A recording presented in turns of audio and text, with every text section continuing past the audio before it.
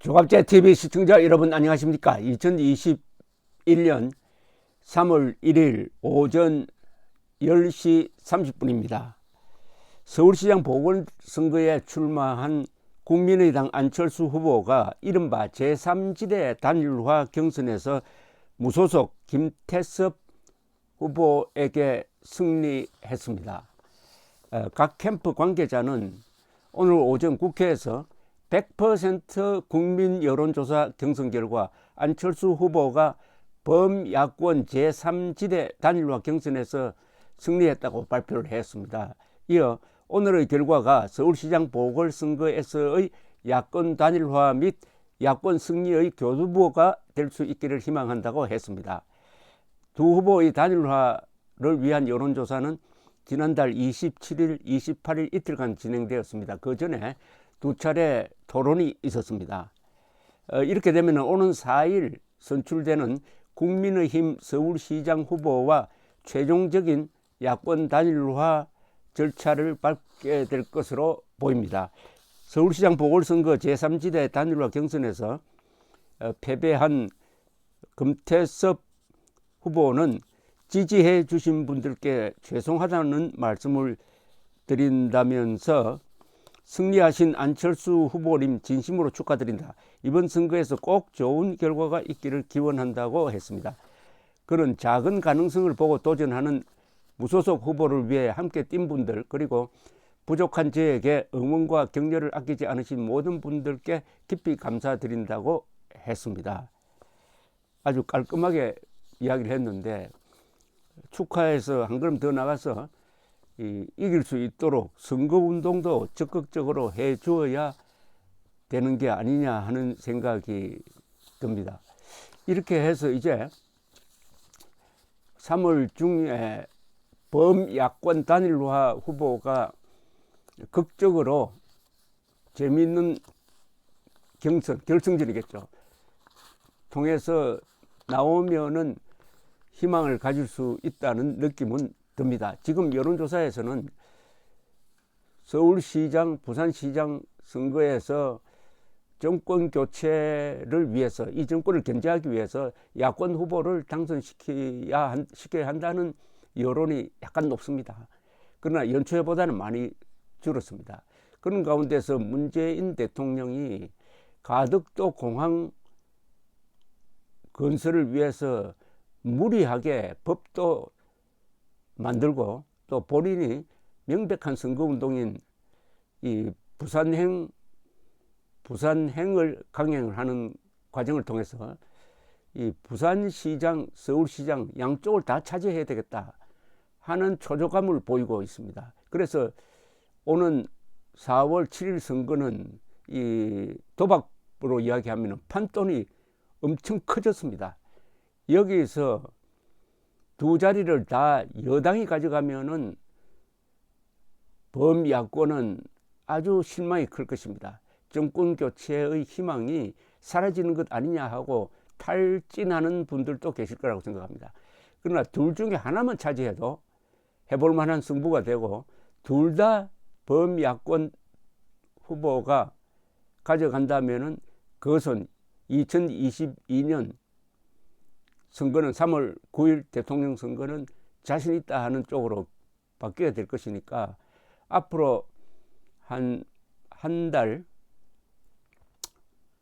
남짓 남은 이 선거의 의미가 너무나 커졌습니다.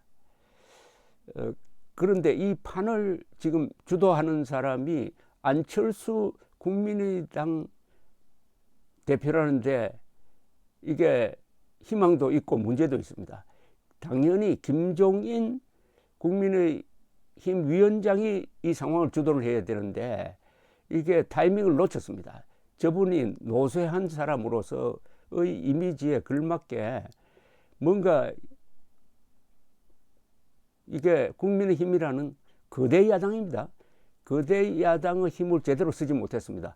오로지 호남에 굴종하고 탈보수로 가다가 그리고 당명도 희한하게 바꾸고 해가지고 이런 상황이 되도록 만들었는데, 안철수 씨가 출마를 선언하고 범야권 단일화를 주창하니까 그게 내키지 않지만 따라가는 모습이 되고 말았습니다. 그래서 앞으로 이 국민의힘과 안철수 씨와의 단일화 과정이 순탄치 못할 것이라고 걱정하는 사람들도 많습니다. 오로지 국민들의 거대한 압박만이 다가오는 이 단일화를 순탄하게 만들고 거기서 범야권 지지층이 결집될 수 있도록 만드는 힘이 될 것이라고 생각합니다. 그러니까 국민의힘 국회의원들 그리고 당으로 김종인 위원장 앞으로 전화를 해 걸어야 됩니다. 메시지를 보내야 됩니다. 국민의 열망을 배신하지 말라는 그런 압박을 하지 않으면은 이 모처럼 안철수 씨가 만든 이 상황이 역전될 가능성도 있습니다. 무엇보다도 이 정권은 뉴스를 만들어낼 수 있는 실력을 갖고 있습니다. 선전선동의 실력을 갖고 있습니다. 그리고 조직표가 있습니다. 절대로 낙관할 수가 없습니다. 지금까지 마음 놓고 있었던 부산시장 선거도 앞으로 어떻게 될지 혼미 상태에 빠져들었습니다. 그나마 이번 상황을 통해서 안철수 그리고 안철수를 지지하는 홍준표 두 사람이 어떤 이 범야권의 중심을 형성해 가는 면이 있습니다. 이것은 상당히 긍정적인 요소라고 생각하는데 오늘 발표된 이 오마이뉴스가 리얼미터에 의뢰해서 조사한 여야 차기 대선 주자 선호도에서도 보면은 이렇게 되어 있습니다. 이재명 23.6%, 윤석열 15.5%, 이낙연 15.5%, 안철수 7%, 홍준표 6.6%, 오세훈 3.2%, 추미애 3%, 나경원 2.8%, 유승민 2.4%, 정세균 2.4%, 임종석 2.3%, 심상정 2.0% 이렇게 원희룡 1.6으로 되어 있는데 여기서 이재명, 윤석열, 이낙연, 안철수, 홍준표 빅5에 국민의힘이 들어서지를 못하고 있습니다. 유일하게 6등으로 오세훈 3.2 이게 바로 김종인 씨의 성적표입니다. 여기에서 안철수 씨가 상당히 올라왔습니다. 7%까지. 홍준표 6.6%, 그 전에보다 그래도 올랐습니다. 안철수, 홍준표 두 사람의 지지율이 오르고 있습니다. 최근에 이 홍준표 씨가 이재명 경기도지사를 맹공하고 있습니다. 아주 훌륭한 선전글입니다. 이 페이스북. 이 두 사람이 안철수, 홍준표 두 사람이 서로 상호 협력하는 모양새를 보이는 것은 앞으로 2022년을 향해서 달려가는 이 정치판에서 중요한 변수를 하나 만들고 있다는 생각이 들었습니다. 그런 가운데서 안철수 후보가 제3지대 경선에서 예상대로 이겼는데 그 어느 비율로 이겼는지는 아직 발표가 되지 않고 있습니다. 어쨌든 이겼으니까 이제 남은 국민의힘 후보와의 멋진 드라마틱한 페어플레이로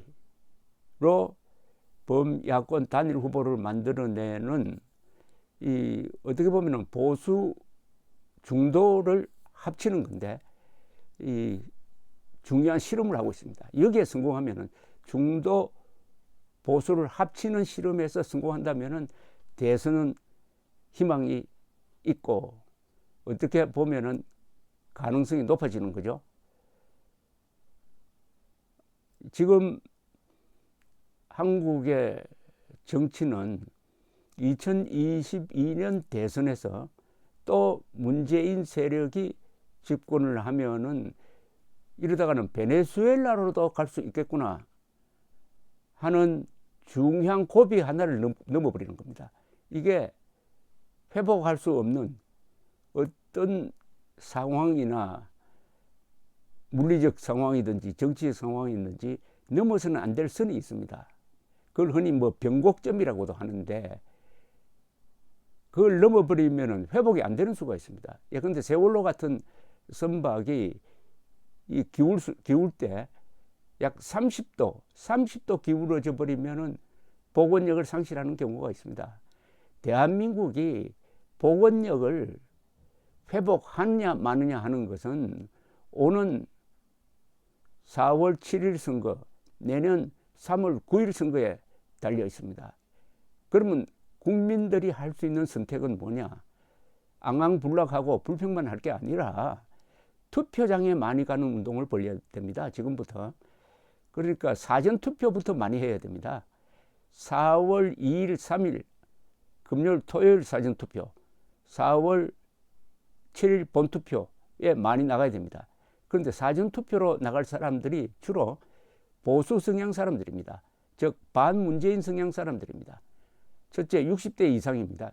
60대 이상 반문재인 표가 많습니다. 그리고 요사이는 20대가 많아요. 20대는 당일에는 놀러 가기 위해서 미리 투표해야 될 이유가 있고 60대 이상은 코로나에 취약하니까 사전투표장으로 많이 가야 될 이유가 있습니다. 지금 아직도 사전투표 부정론, 사전투표 반대론을 펼치는 자는 문재인 편이라고 보면 됩니다. 민주당 선거운동하고 있다고 보면 됩니다. 국민들이 할 수 있는 일이 있습니다. 국민들이 할 수 있는 일을 하지 않고 정치권만 바라보면서 논평만 해가지고는 그게 국민이라고 할 수 없습니다. 오늘 3.1운동 102주년인데 3.1운동이 뭡니까? 백성에서 행동하는 국민으로 바뀌는 순간입니다. 국민의 탄생입니다. 102년 전 3.1운동을 통해서 국민이 되었습니다. 그러나 국민은 백성과 달리 스스로를 결정하는 사람입니다. 자기의 운명을 그리고 나라의 운명을 스스로 결정하기 위해서 행동하는 사람입니다. 행동하는 시민, 행동하는 국민이 됩시다. 투표장에 많이 나갑시다. 특히 사전투표 많이 합시다. 감사합니다.